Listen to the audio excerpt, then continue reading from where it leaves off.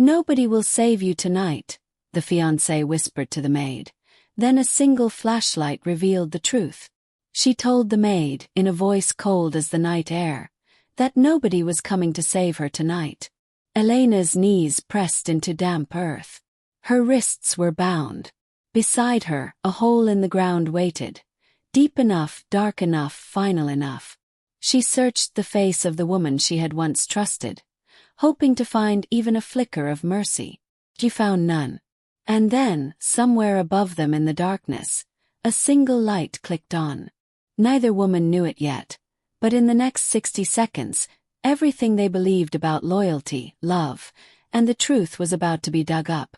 Hey everyone, welcome back. And if you're new here, we are so glad you found us. This channel is all about real, raw, unforgettable stories about ordinary people caught in extraordinary moments. Before we dive in, tell us, what city are you watching from tonight? Drop it in the comments below. We genuinely love hearing from you. Today's story is one of the most emotional ones we've ever told, so if you're ready, grab something warm to drink, get comfortable, and let's begin. She had learned a long time ago that the sun rose the same way over a mansion as it did over a one-bedroom apartment. Elena Ruiz was already awake before the birds. At 37 years old, she had a routine so fixed that her body no longer needed an alarm clock. At 5. Coffee at 5:15. A quiet moment on the back porch of the small caretaker's cottage, watching the mist roll off the lawn of the Whitmore estate, before the day demanded anything of her. The estate sat at the edge of a small town called Millbrook Falls, tucked into the hills where old money and older trees had grown up together. The main house was the kind of place people slowed their cars down to look at. White columns, a wraparound porch, gardens that bloomed in a color scheme somebody had actually thought about. To most people driving by, it looked like a postcard. To Elena, it was simply where she worked. Where she had worked faithfully for the past 6 years. She had come to Millbrook Falls after her husband passed, with a 14-year-old son, 2 suitcases, and not much else. The housekeeping job at the Whitmore estate had felt, at first, like charity. Now it felt like home, or at least the closest thing to it she had left. Her son Matteo was 16 now. Tall, quiet like his father had been, with a stack of college brochures under his bed that he thought Elena didn't know about. She knew about everything. That was the thing about being a mother who cleaned other people's houses for a living. You learned to notice what people tried to hide, because you spent your whole day noticing dust nobody else could see. Daniel Whitmore, the owner of the estate, was 40 years old, and if you'd asked anyone in Millbrook Falls to describe him, they'd have used words like driven and private, and more often than not, kind for a rich man. He'd built his family's modest real estate holdings into something enormous, something that made national business magazines occasionally mention his name. But inside the walls of his own home, he was almost painfully ordinary. He remembered the names of everyone who worked for him. He asked about Matteo's grades. He fixed his own coffee most mornings, waving off help, like he still wasn't quite used to having any. "You don't have to do that, Mr. Whitmore," Elena told him once, watching him wrestle with the espresso machine. "Elena, we've been over this." "It's Daniel," he said, not for the first time. "And no, I don't have to. Want to. There's a difference." It was a small exchange. But small exchanges, repeated over 6 years, built something. Not friendship exactly. The lines were too clear for that. But a kind of mutual respect that Elena had never expected to find in a house this large. That respect was the reason she stayed, even when the pay in a bigger city might have been better. Daniel Whitmore was, in her experience, one of the few wealthy men who actually saw the people who worked for him. He saw Rosa, the cook, and asked about her grandkids. He saw old Joe, the groundskeeper, and remembered his bad knee every winter. He saw Elena, which was exactly why, 3 months ago, everything had started to feel different. Daniel had gotten engaged.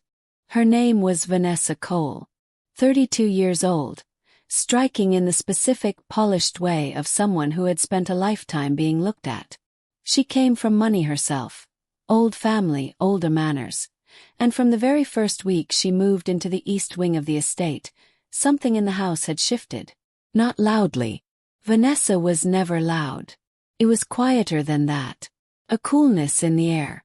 A way the staff seemed to hold their breath a little when she walked into a room. "She's just settling in," Rosa said one afternoon, kneading bread dough a little harder than the recipe called for. New house, new people. Give it time. Elena wanted to believe that. She really did. But there was something about the way Vanessa's eyes moved over her, quick, assessing, and just slightly too long, that made the back of Elena's neck prickle. It came to a head on a Tuesday. Elena was dusting the west hallway, the one that led to Daniel's private study, when Vanessa appeared at the far end of the corridor, phone pressed to her ear, voice low and clipped. She stopped mid-sentence the moment she saw Elena. "I'll call you back," Vanessa said into the phone, and hung up without waiting for a reply. "Good morning," Elena said, because that was what you said, because it cost nothing to be kind. Vanessa didn't return the greeting. She studied Elena for a long moment, the way you might study a stranger standing too close to your open car window. "You clean this hallway every day?" Vanessa asked. "Yes, ma'am. Every morning." "Do you go into Daniel's study?" "Only to tidy. I don't touch his papers." Something flickered across Vanessa's face, there and gone so fast that Elena almost convinced herself she'd imagined it. Then Vanessa smiled, the kind of smile that didn't reach anywhere near her eyes. "Of course you don't," she said softly. "Good girl." She walked away before Elena could respond, heels clicking against the hardwood like a countdown. Elena stood there a moment longer than she needed to, feather duster forgotten in her hand, telling herself it was nothing. New fiancé, unfamiliar house, a little territorial about a study full of important papers. That was all. People got strange about privacy. It didn't mean anything. She almost believed it. That night, she sat on the porch of the cottage with a cup of tea going cold in her hands, watching lights flicker on and off in the east wing of the main house. And for the first time in 6 years at the Whitmore estate, Elena Ruiz felt something she couldn't quite name. Not fear exactly. Not yet. Just a quiet, persistent sense that something in that beautiful house had started, very slowly, to rot. Have you ever had a boss who felt more like family than an employer? Tell us in the comments below. The feeling didn't go away. Just learn to wait. Weeks passed at the Whitmore estate the way they always had. Early mornings, long lists of chores, the particular rhythm of a house that ran on routine. But underneath that rhythm, something had changed key, like a song shifted just slightly out of tune, close enough that most people wouldn't notice, but Elena noticed everything. Matteo noticed it too in his own way. Mostly in how tired his mother looked when she came home now, how she sometimes stood at the kitchen counter of their cottage just staring at nothing. "You okay, Ma?" he asked one evening, dropping his backpack by the door. "I'm fine, Mijo. Just a long day." She smiled at him, the smile she'd perfected over 16 years of making sure her worries never became his. "How was the scholarship essay?" His face lit up the way it always did when he talked about school, about the future, about the version of his life that existed somewhere past Millbrook Falls. Matteo wanted to study engineering. He'd found a program upstate with a partial scholarship, and he'd been chipping away at the application essay for weeks like it was the most important thing he'd ever write. In a way, Elena thought it was. It was the thing that could take him somewhere she'd never been able to go herself. "I finished the draft," he said. "Mr. Whitmore said he'd look it over if I wanted. Said he read a lot of essays back when he was starting his company." Elena felt a small, warm flicker of gratitude. That was Daniel, offering help without making it feel like charity, the same way he always had. "That's kind of him," she said. "Make sure you thank him properly." "I will." Matteo paused, then added almost carefully. "His fiancée's kind of intense, huh?" Elena's hands stilled over the stove. "You've met her." "Just once. She was in the garden when I came to drop off Mr. Whitmore's mail. She asked me a lot of questions. Like a lot. What my mom does exactly, how long you've worked there, if you ever talk about the house to anyone outside. He shrugged, 16 and unbothered in the way only teenagers could be. Kind of weird, but whatever. Elena kept her voice light. What did you tell her? That you're the best housekeeper on the East Coast and she should be nice to you. He grinned. I might have said it more polite than that. She laughed because that was what a mother did. But that night, lying awake, the conversation replayed in her mind on a loop. If you ever talk about the house to anyone outside. It was such a strange thing to ask a teenage boy delivering mail. Unless you were worried about something specific. Unless there was something you needed to make sure stayed inside those walls. The following week, Elena found the folder. It wasn't intentional. She'd been straightening Daniel's study. A task she did every Thursday, always careful, always respectful of the boundary between tidying and touching. When a manila folder slid halfway off the edge of his desk as she dusted, spilling several papers onto the floor. She knelt to gather them, and that was when she saw it. Wire transfer authorization forms. Large numbers. Numbers with more zeros than Elena had ever seen attached to her own name in a lifetime. And at the bottom of each form, a signature that was supposed to be Daniel's. Except it wasn't. Elena had seen Daniel sign things 100 times. Quick checks made out for charity donations, birthday cards for staff, notes left on the kitchen counter. She knew his handwriting the way you know the handwriting of someone whose notes you've read for years. This signature was close. Close enough to fool a stranger. But the D curled the wrong way. The tail of the last name dropped too low. It wasn't his signature. It was someone imitating it. Her heart began to hammer as she flipped through the pages faster than she should have, cataloging what she saw without fully understanding it. Transfers to an account she didn't recognize, dated over the past 4 months, totaling an amount of money that made her stomach turn. The study door opened. Elena shot to her feet so fast she nearly knocked over the desk lamp. Folder clutched against her chest like it might somehow disappear if she held it tightly enough. It was Vanessa. Elena. Her voice was perfectly pleasant. Perfectly calm. I thought I heard someone in here. I was just tidying, ma'am. Some papers fell.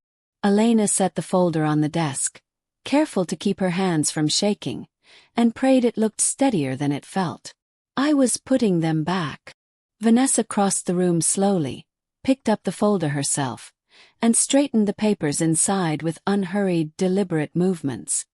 Her eyes flicked to Elena, and for just a moment, the pleasant mask slipped enough for Elena to see something underneath it. Something sharp, something calculating. You should be careful in here, Vanessa said softly. Papers like these are private. Confusing even if you don't understand context. She tucked the folder under her arm. It would be a shame if you misunderstood something and said the wrong thing to the wrong person. It wasn't a threat. Not exactly. It was worse than a threat. It was a warning dressed up as concern, delivered with a smile that never once reached her eyes.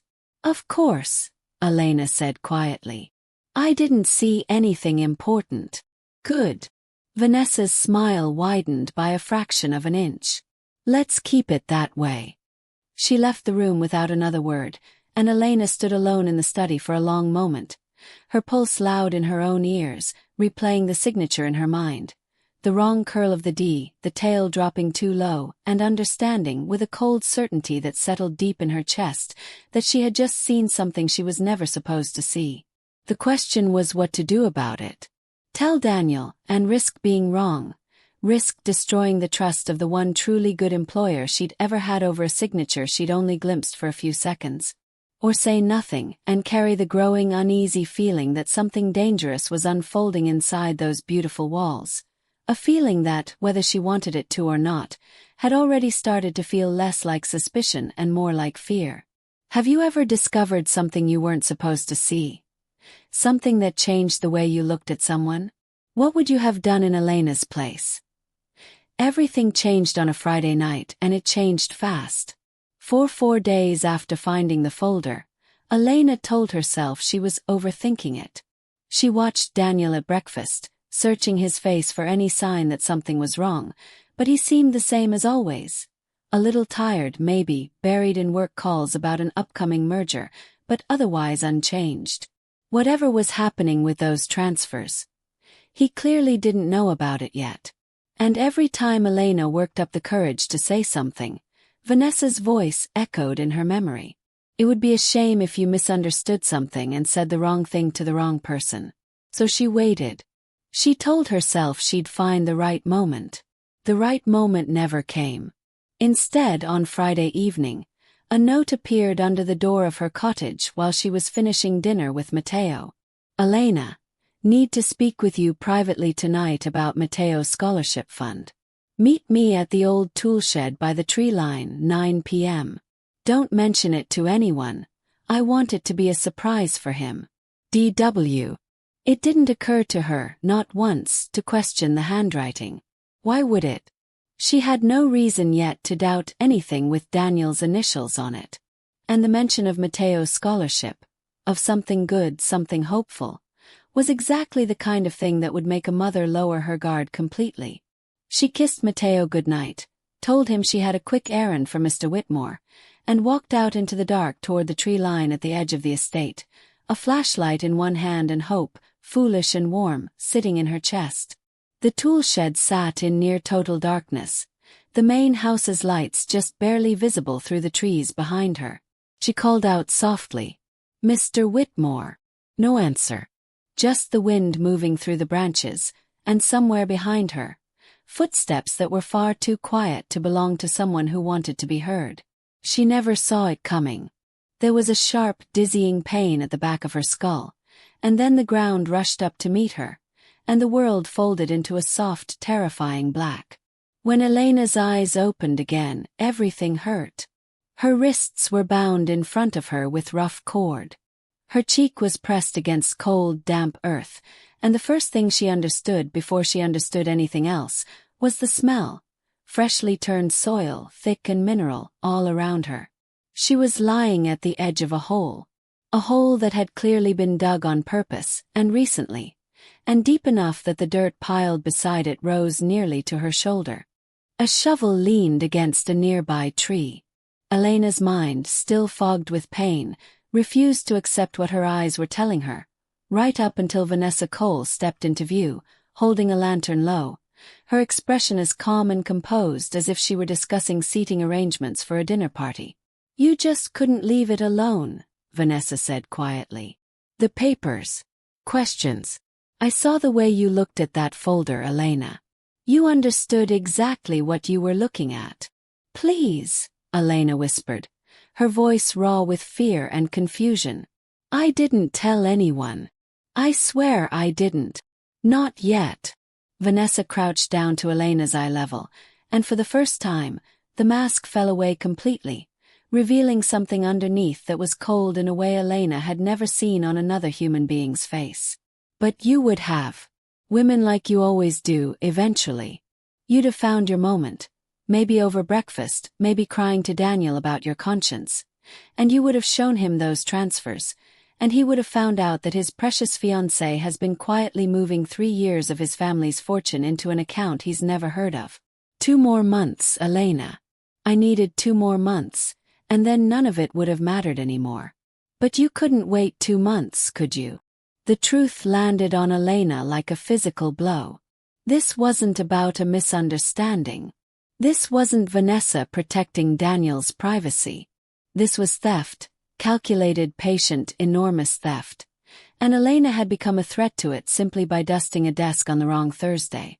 "Vanessa, please," Elena said, tears cutting tracks through the dirt on her face. "I have a son. Please, he needs me." "Everyone needs someone," Vanessa said softly, straightening up, reaching for the shovel. "That's not really my problem tonight."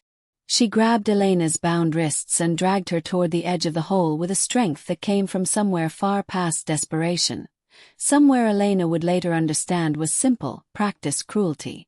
Elena screamed, thrashed, kicked at the loose earth, but her body was still weak from whatever blow had knocked her unconscious, and Vanessa forced her down onto her knees at the pit's edge with terrifying ease. "Nobody will save you tonight," Vanessa whispered, leaning close, her voice almost gentle, almost tender, which somehow made it more horrifying than if she'd screamed the words instead. "Nobody even knows you're gone." She lifted the first shovelful of dirt. And that was the exact moment a beam of light cut through the darkness of the trees behind them. Daniel had woken that night to a call from Matteo, a scared, confused 16-year-old asking if his mother was still up at the main house, because it was nearly 10 and she hadn't come home from her errand.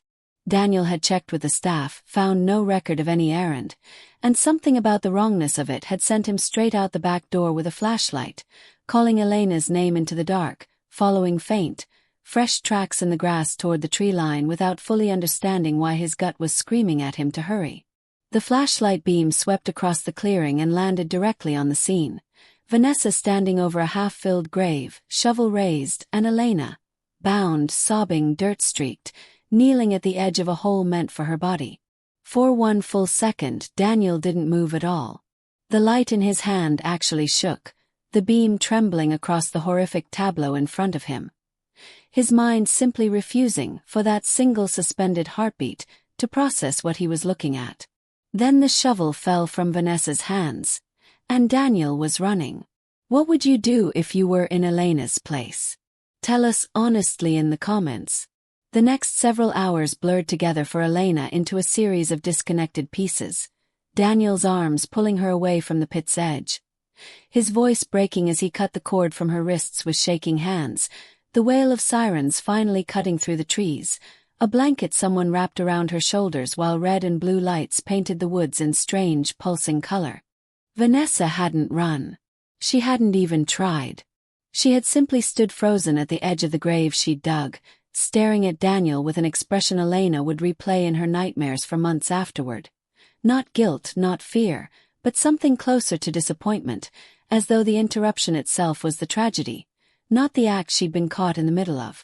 Elena spent 2 nights in the hospital. A mild concussion, dirt in wounds that needed cleaning, a body that ached in ways she'd never known a body could ache. But it was the invisible injuries that lingered longest. The way she flinched at footsteps behind her, the way she couldn't fall asleep without every light in the cottage switched on, the way Matteo now watched her with the wide, frightened eyes of a boy who had nearly lost his mother and understood, for the first time in his young life, just how close he had come. Daniel visited every single day. He sat by her hospital bed the first morning, his face gray with exhaustion and something that looked very much like guilt, and told her everything the investigation had uncovered in the hours since that night. Vanessa hadn't been acting alone.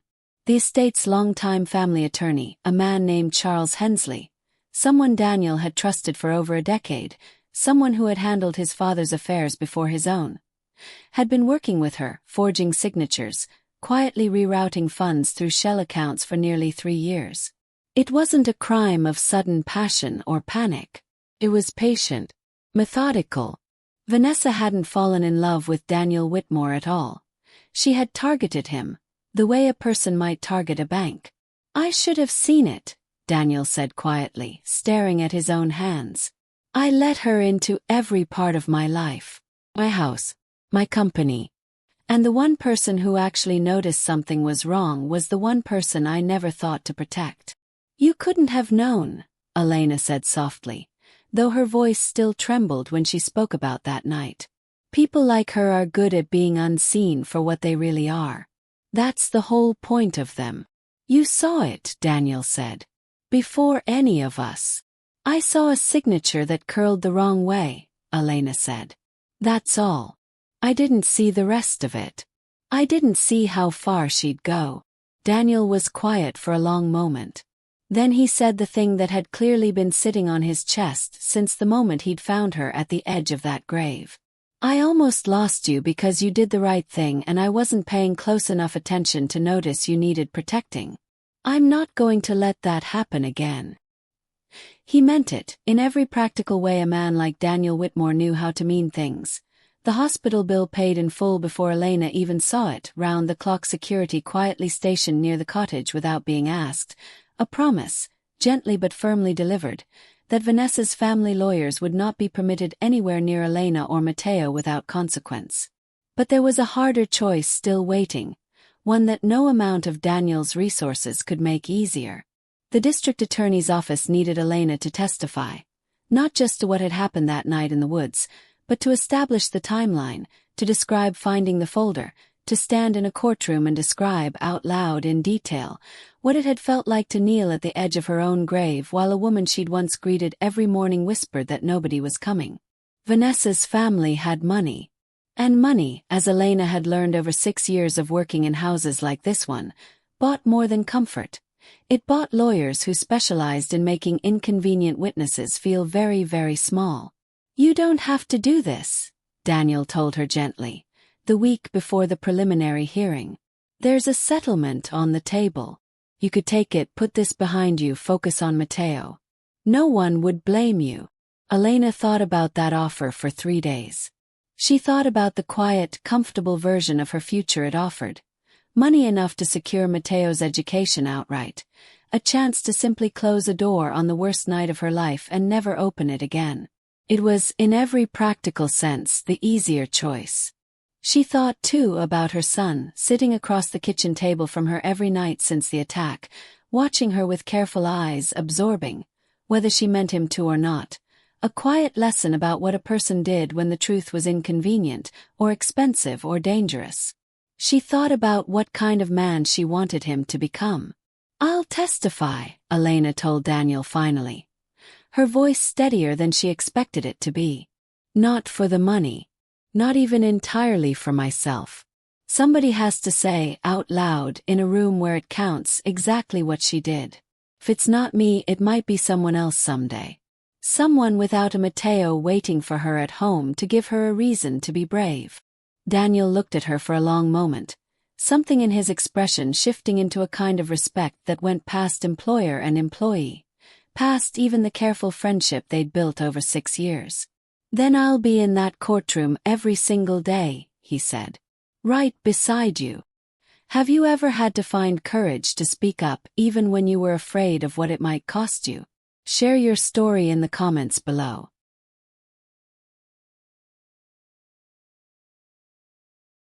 The trial lasted 11 days, and on the 12th, Vanessa Cole was found guilty on every count: attempted murder, grand larceny, forgery, conspiracy. Charles Hensley, facing his own charges and the very real possibility of decades behind bars, had turned on her within weeks of his arrest, handing prosecutors documents, recordings, and a paper trail that made the case, in the end, almost impossible to lose. Elena sat in the witness stand on the 4th day of trial and told the truth. All of it. The folder on the desk, the wrong curl of the signature, the whispered warning in the study, the note under her door, the shovel, the grave, the words Vanessa had spoken to her at the edge of that pit, words Elena would carry for the rest of her life, but which, standing in that courtroom, she finally said out loud in her own voice instead of hearing them replayed in the dark. "Nobody will save you tonight. Somebody had."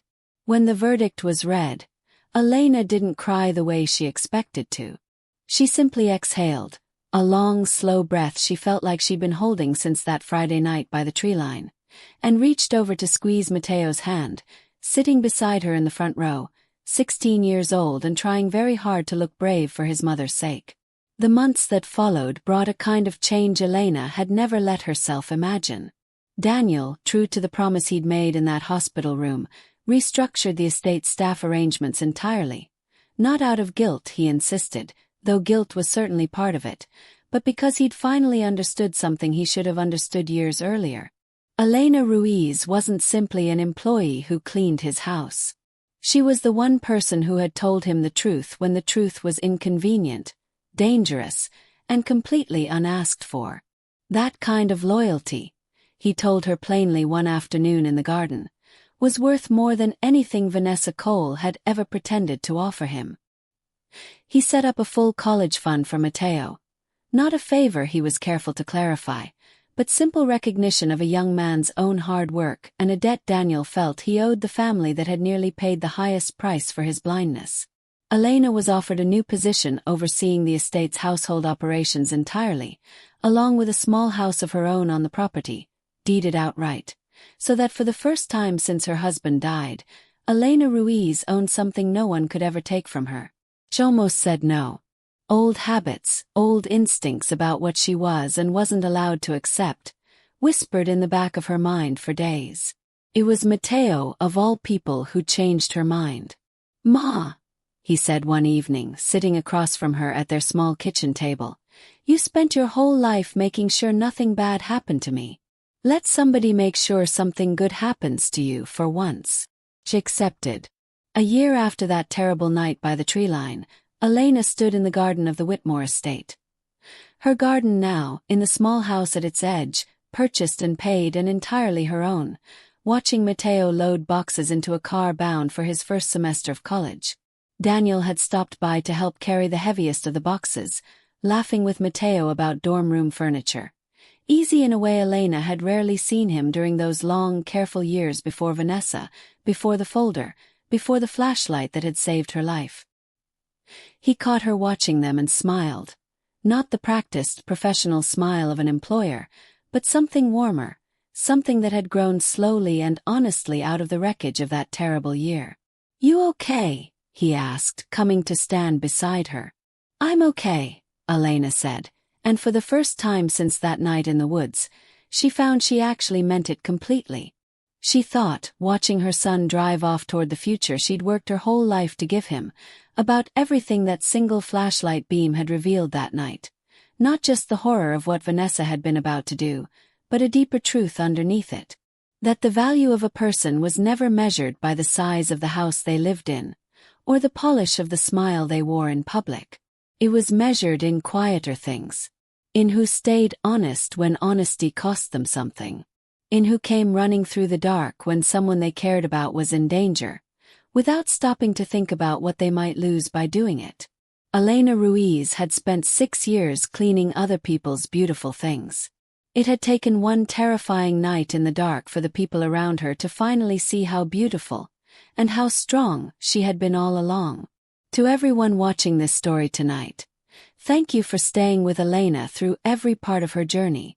If her courage moved you even a little, take a moment tonight to think about the quiet people in your own life who tell you hard truths, who show up when it costs them something. Those are the people worth holding on to. If this story moved you even half as much as it moved us telling it, do us a favor and hit that like button. It genuinely helps stories like Elena's reach more people who need to hear them. If you're new here, please consider subscribing because we share emotional, true-to-life stories just like this one every single week. And we'd love to have you stick around for the next one. Down in the comments, we'd love to know. What part of Elena's story hit you the hardest? And if you know someone who could use a reminder that courage and quiet strength always matter, go ahead and share this video with them tonight. Thank you so much for watching, for feeling this story with us, and for being part of this community. We'll see you in the next one.